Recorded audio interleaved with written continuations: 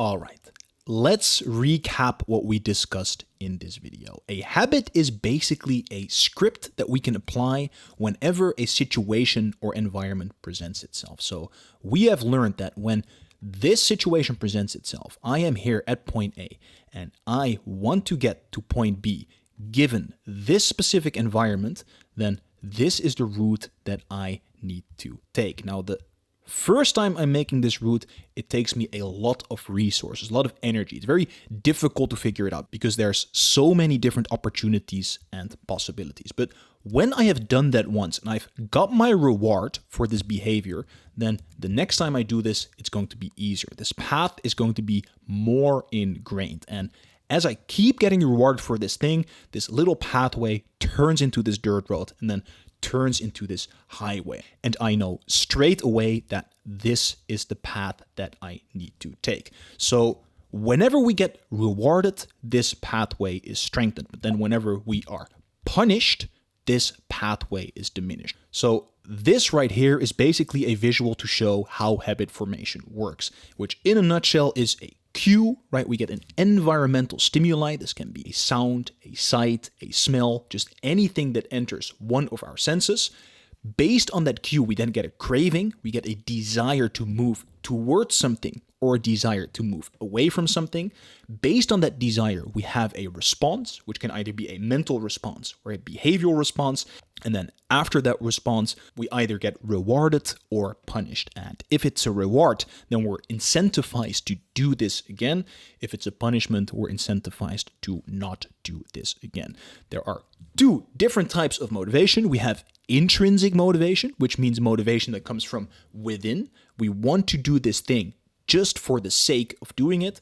And then we have extrinsic motivation, where the motivation comes from without. There's something else in the external world that is motivating me to do this. It can be status, it can be money, but it's not just doing the thing for the sake of itself.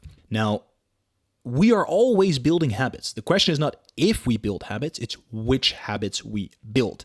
And the goal should be to build wholesome habits and to get rid of unwholesome habits. And the best way to figure out which habits are wholesome is to start with our personal purpose and then translate that into the habits that we are building. And we do that by having our core values, by having our vision goals, by having our SMART goals, by having our milestones. And these are all things that we are going to cover in the Notion of Life system, right? So we align who we are with what we do. That is the best way for us to build wholesome habits. Then we took a deeper dive into the rewarding and punishment aspects of building habits. So a new situation arises. After a few repetitions, we start ingraining it.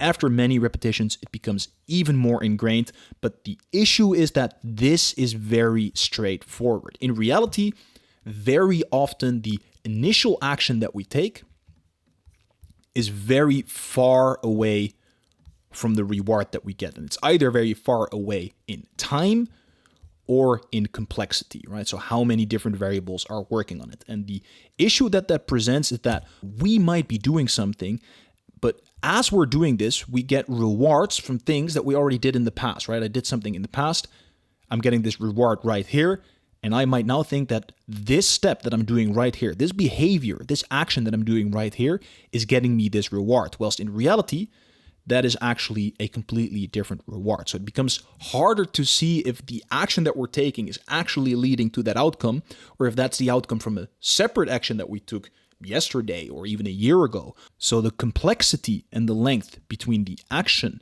and the outcome can make it very difficult to see which actions are actually leading to which outcome.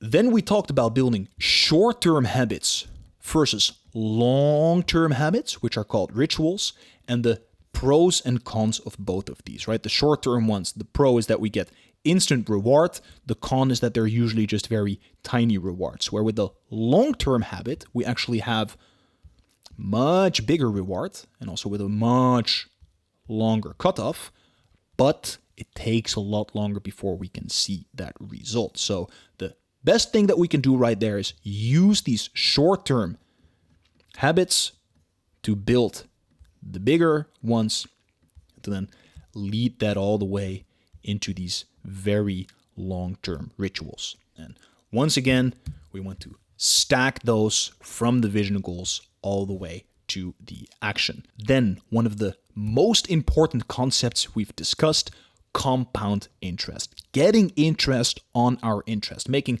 small incremental gains consistently leads to exponential growth.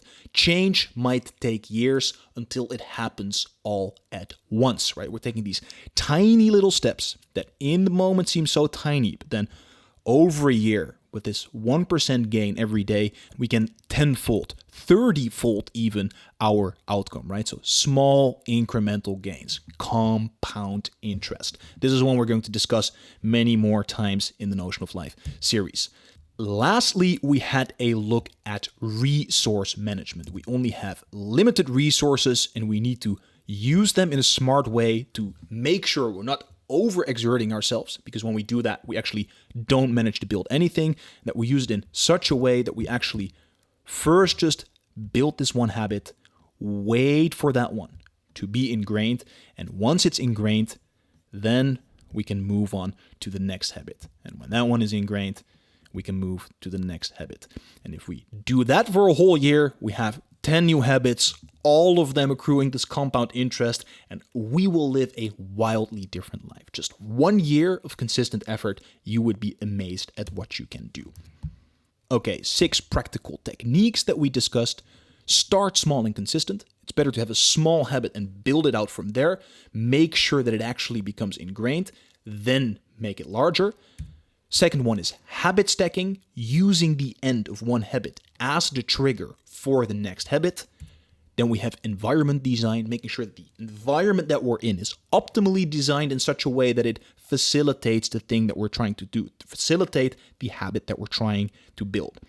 Then we have clear formulation, which you also saw in the habit tracker database. We have the context, the location, we have the amount of time it takes, the frequency, all of this thing to make it as clear and crisp as possible which habit we're trying to build and when we are trying to do it.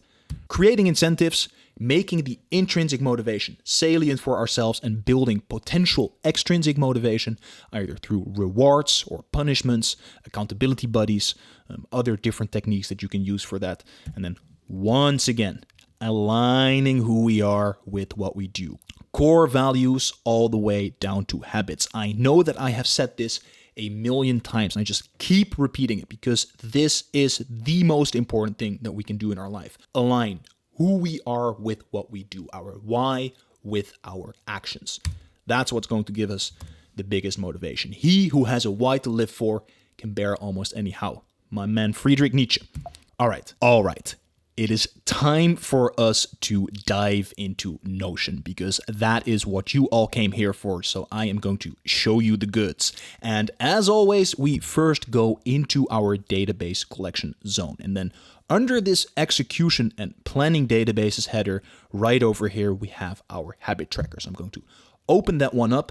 And then first, let's explore the different properties. The first property is the name. So this is the name of the habit that we're trying to build, right? Maybe I want to fill in the weekly review, or I want to capture all of my information streams into Notion. Then on the right over here, we are going to do the context that we discussed earlier. So the first one that we do is the frequency. How often am I planning to do this habit? Is it going to be a daily thing? Am I going to do it 4 times per week? Is it a once per week habit? So over here, we fill in how often we plan to do the habit. Then the next thing is the location or the context in which we do this habit. Am I going to do this habit at home? Am I going to do it at the office? Is this something I do by myself or with other people? So there can be different contexts in which we try to do this habit. Then next up, we have the time of day. When are we going to do this habit? This is also a form of context, but it just helps us to have that separate over here because then we can see, okay, am I not trying to build this habit during a time that I'm already having another habit, right? Because we don't want our habits to conflict with each other. We can't do 2 things at the same time. Then Next up, we have the status of the habit. The first status is building. This means that we are currently trying to build this habit. And once again, here it is very important to realize how many resources we have available. We don't want to be building too many habits all at once. But if we've been doing a habit for a long period of time, if we've been doing this for 30 days or 60 days or 90 days, we can move this one to integrated. And when it's integrated, actually I should have opened the master table view to begin with. When it's integrated, then we can move on to a next habit. The other option that we have is that a habit gets terminated. So we've been trying to build this habit for a while, but we've actually come to the conclusion that either it's not serving me or right now I'm simply not able to build this habit. And that is also fine. Then we can just terminate it. We don't want to spend a lot of time and energy on something that is not working for us. So maybe it might be a good habit, but it's just not working right now, right? Maybe you want to build a habit of going to the gym, but you're also traveling all over the world and it's just currently not working. So then we can just terminate this habit over here.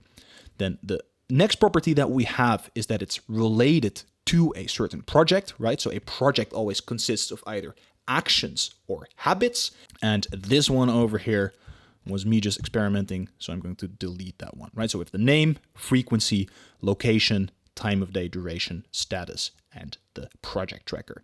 Now, an important thing to note is that the habit tracker does not have any templates. So we don't actually need to go into any of these pages. The database is just that. It's just a database of entry. So we're not going in the habit pages to modify anything. So that then brings us to the different views. And I was already in this active habits view before, which I moved out of because as you might have seen when we changed the status on this one to either integrated or to terminate it, they are going to disappear because this view over here only shows us the active habits, which are the habits that we are currently trying to build. So the filter over here says status is currently building. And then we have two sorts over here, the time of day and the frequency. So we have the habits aligned nicely by time of day. This view of the habit tracker we can find both in our execution zone. So when we go into the execution zone over here, we can see all of the active habits, but we also have this one in the daily reviews. I'm just going to show you that real quick. Right over here, we have our daily review. I'm going to just create this one from the template. Call it March 20 because that is what it is. And then down here, you see a few of our active habits. Now, this is not where we track our habits because if you've seen the daily review, you know that the habits are actually tracked in the daily review itself. And the reason for that is because we cannot tick any boxes over here. And I've tried thinking about many different ways to do this in Notion with automations, buttons, different database structure, but it just doesn't make sense. There's no logical way of tracking habits inside of this habit tracker database. So over here, we just have this view to remind ourselves of the habits that we're building, of the context, the frequency, the amount of time they take, but the actual tracking happens in the daily review. So let me show you how this is set up.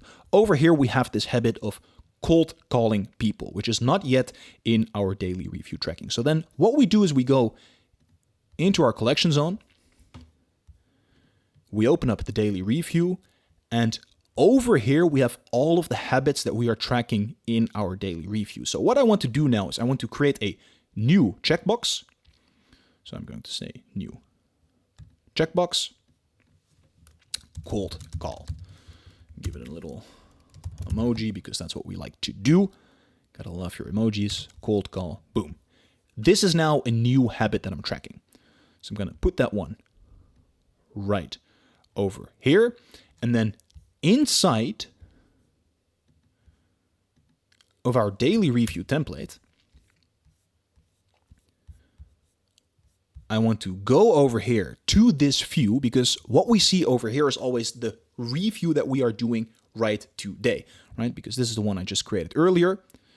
If I tick these boxes, you can see that on this review of March 20th, the daily review, the capture info, and the one touch are being ticked. So in this template, we always see the daily review that we are doing today. So in this view, I also now want to see property cold call.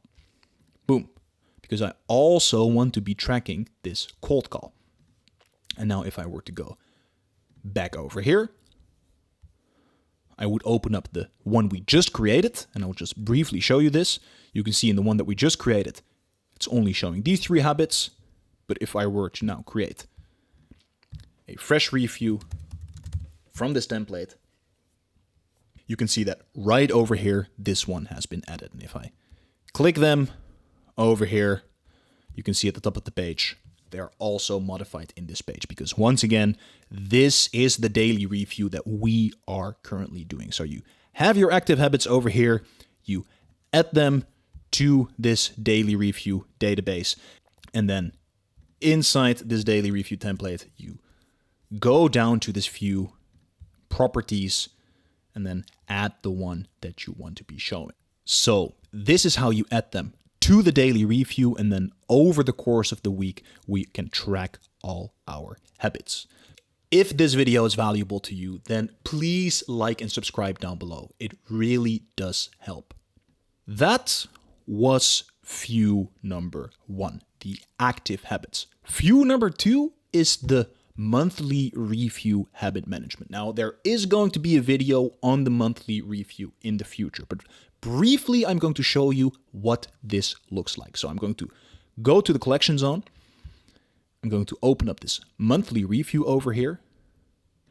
And then I'm going to say in here, open up this template. And what you can see as part of our monthly review is habit management. So once every month, we check in to see what are the habits that we are currently trying to build, and should their status be changed, right? Maybe for the last month, I've been trying to build this habit of cold calling people, but I can see that I haven't been able to do that. If that is the case, I can now decide to terminate this habit. I'm going to terminate this one because I'm not able to build it, or it's not serving me.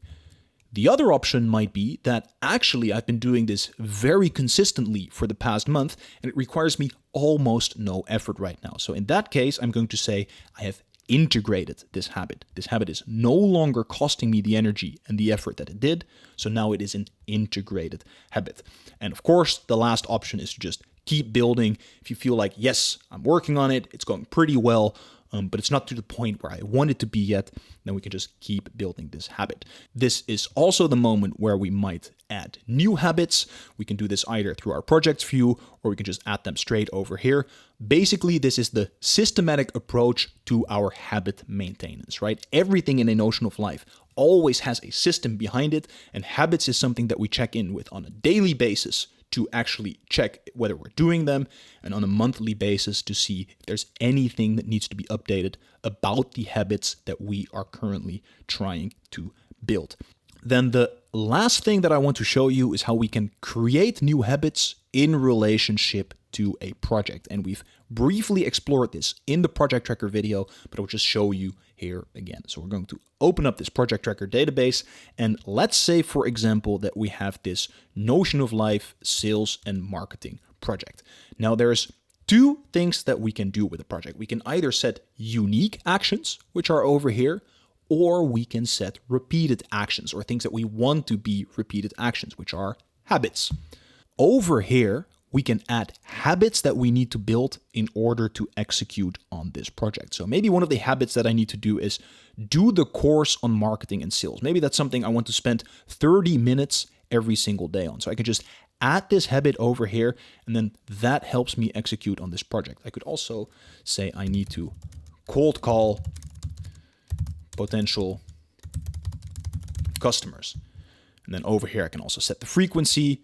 I can set the context in the office, the time of day, right? And then I can change this one to building if that's something I want to build right now. So habits can also be added from this project workspace. And that is actually the way how we connect them from our vision goals to our SMART goals, to these milestones, to the actions that we take in the here and now. So we have this chain all the way from our core insights to our vision goals to the actions that we're taking on a daily basis. So over here, we can add new habits. And of course, later on, this is going to show up in our monthly review, in our daily review. And just like that, we have our habit tracker. If you want to build the Notion of Life system from scratch using these videos, then all power to you. However, if you want to use the template right here, right now, then enrollment is open and you can get a 20% early bird discount and purchase the system on my website. Now, I never want money to be the reason that people cannot get access to my material. So if you cannot afford this template right now, send me an email and we'll arrange something. As I mentioned in the beginning of this video, all the links, assets, and resources mentioned during this video are linked in the description down below. In the next video, we are going to have a look at the knowledge classification database, which is the database that we can use to classify all of our knowledge pieces that do not fall under a project. Also, a little reminder that if you're watching this video, this is part of a whole series and you can find the playlist on my channel. For now, though, I want to thank you for watching, and please remember, 1% every single day. That is how we get exponential growth.